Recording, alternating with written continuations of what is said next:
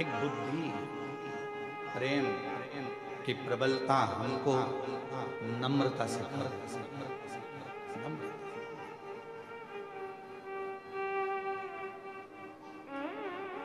जब तुम्हारे भीतर थोड़ी बहुत भी नम्रता प्रकट हो जाए, तुम्हारे अंदर थोड़ी बहुत भी नम्रता आ जाए, तुम्हारे अंदर थोड़ा सा बुद्धि का बल बढ़कर, प्रेम का बल बढ़कर अपन छोटे हो जाएं, तो समझ लेना कि तुमने दुनिया को जीत लिया।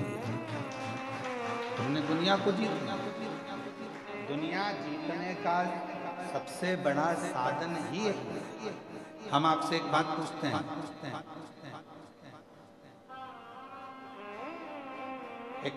एक तलवार से तुम्हारे हाथ में चोट लग जाए, तलवार, और एक छोटा सा तिनका तुम्हारा बिल्कुल छोटा सा तुम्हारी आंख में घुस जाए, दोनों में से सबसे ज्यादा तकलीफ कौन सा देगा? जम के बोलो, आंख का तिनका। अब सोचोगे तिनका तो इतना सा है, पर तकलीफ कितनी देगा? तलवार तो इतनी बड़ी है, हाथ में लग भी गया, पाँव में लग भी गया, तो तकलीफ तो उसमें ज्यादा होना चाहिए, पर जितना तलवार के लगने से तकलीफ नहीं होती, उतना छोटा सा तिनका आंख में चले जाए तो उससे तकलीफ।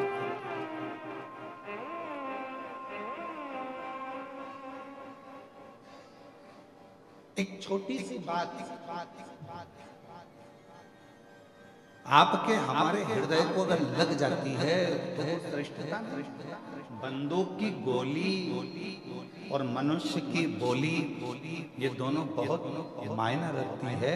बंदूक की गोली एक को मारती है और मनुष्य की बोली 10 को मारती है। मानव के मुख से निकली हुई बोली ध्यान रखना पड़ती है कि क्या बोली आप बोल रहे हैं।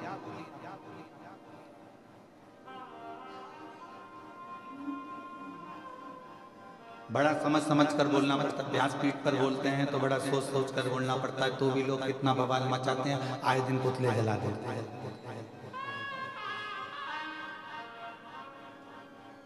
कितना सोच कर बोलना पड़ता है, विचार कर कर बोलना पड़ता है, तो भी लोग गलत निकाल लेते हैं। पर उस पर ध्यान नहीं दिया जाता, क्योंकि कबाड़े वाला जब तुम्हारे इधर आते हैं, कबाड़े वाले, भंगार वाले, अरे बोलो तो क्या बोलते हैं, भंगार वाला कबाड़ा वाला? भंगार वाला। तो भंगार वाला कबाड़े वाला जब रोड पर चलता है तो वो भंगार ही देखते देखते चलता है, कबाड़ा देखते देखते चलेगा। भंगार वाला अगर रोड पर चल रहा है तो भंगार देखते हुए चलता है, कबाड़े वाला चल रहा है तो कबाड़ा देखते हुए चलता है। और जब अच्छा व्यक्ति चलता है, कोई शंकर का भक्त अगर रोड पर चलता है तो शिव का मंदिर देखते हुए चलता है, शिवालय देखता है। दोनों में अंतर है। भंगार वाला भंगार देख रहा है, कबाड़े वाला कबाड़ा देख रहा है, अच्छा व्यक्ति अच्छाई देख रहा है। और शंकर की कथा सुनकर जो शिव का भक्त हो जाता है, वो चलते चलते शंकर का मंदिर ही देखता है। उसके सपने में भी शिवलिंग आता है। गाड़ी पर बैठी बैठी मोटरसाइकिल पे पति के साथ जा रही है, तो सामने पेड़ के नीचे कोई ओटला दिखता है, भले उस पर शंकर जी नहीं है, फिर उसके शंकर जी बैठे हैं।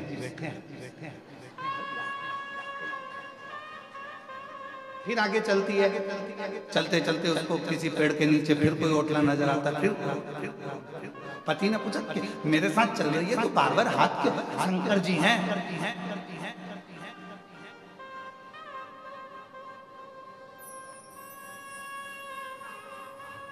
पति ने कहा कि कहाँ है शंकर जी, चल मेरे साथ। और जो पति पत्नी को पेड़ के नीचे लेकर गया तो वहाँ शंकर जी तो नहीं थे, ऐसे ही ओटला बना हुआ था, उसमें आला बना हुआ था, धुनी लगी हुई थी।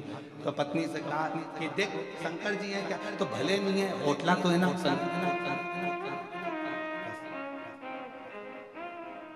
दिल में शिल,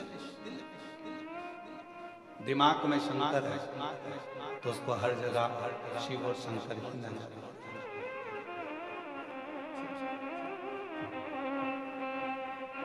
जब हृदय में भगवान शंकर बैठ जाता है, जितने शिव भक्त हैं, आप देखो, आप लोग तो बहुत अच्छे से बैठे हुए हो।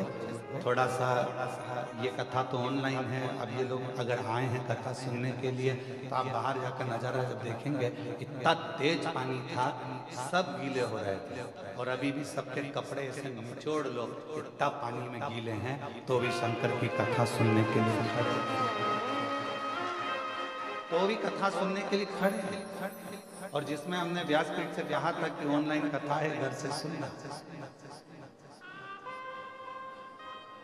श्रवण करने, फिर भी विश्वास अर्थात भगवान शंकर की कथा सुनकर उनके अंदर जो भाव उत्पन्न हुआ है उसमें शिव न जाता।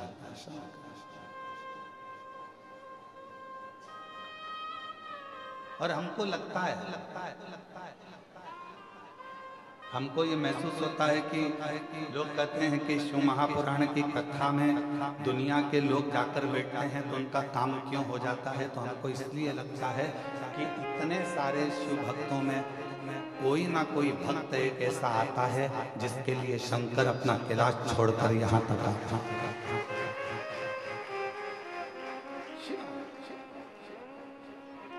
इतने में इतना गीला कौन गीला होता है।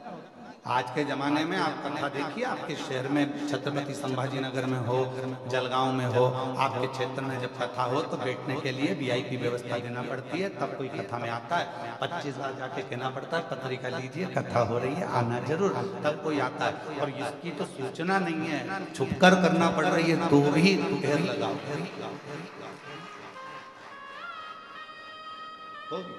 तो कोई भक्त होगा उससे मिलने के लिए शिव आ जाता है।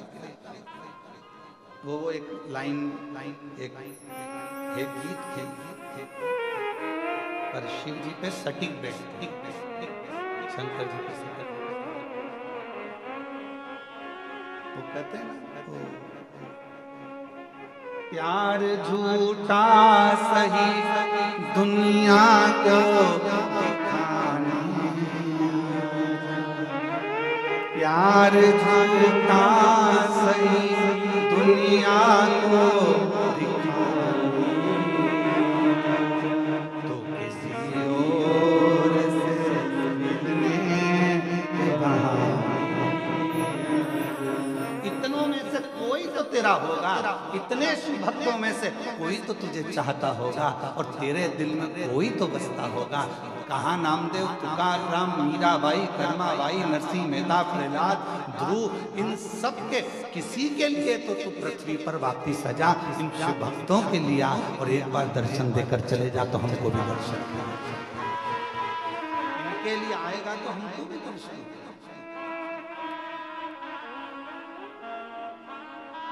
हो सकता है कि कोई के लिए तू आए और हमको दर्शन, किसी अविरल भक्त के लिए। एक बेटी है,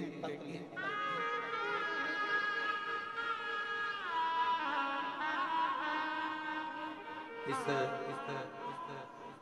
बेटी से हमने कल मुलाकात भी करी। कल वो ऊपर हितेश बोले कि गुरुजी बच्ची है, आप 2 मिनट इसको मिलिए। बेटी आई है, आइए बेटी, नहीं आई आज। मैं मीरा बंग छत्रपति संभाजी नगर की रहने वाली हूँ। गुरुदेव बाबा के एक लोटे जल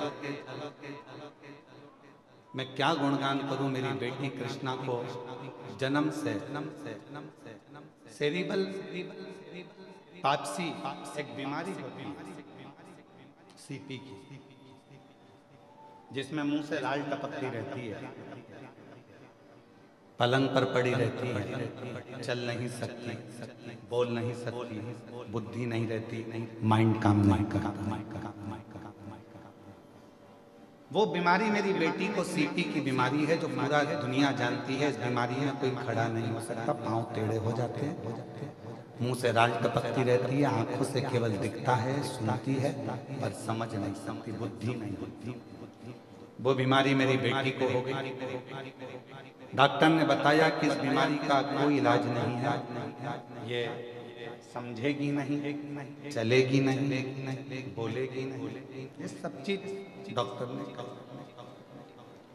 फिर भी हमने हिम्मत नहीं, और बेटी को पढ़ाने में लग गए, उसको संभालने में लग गए। डॉक्टर का इलाज चलता रहा, बेटी की सेवा चलती रही, उसको पढ़ाते, उसको संभालते, मालिश करते, सेवा करते।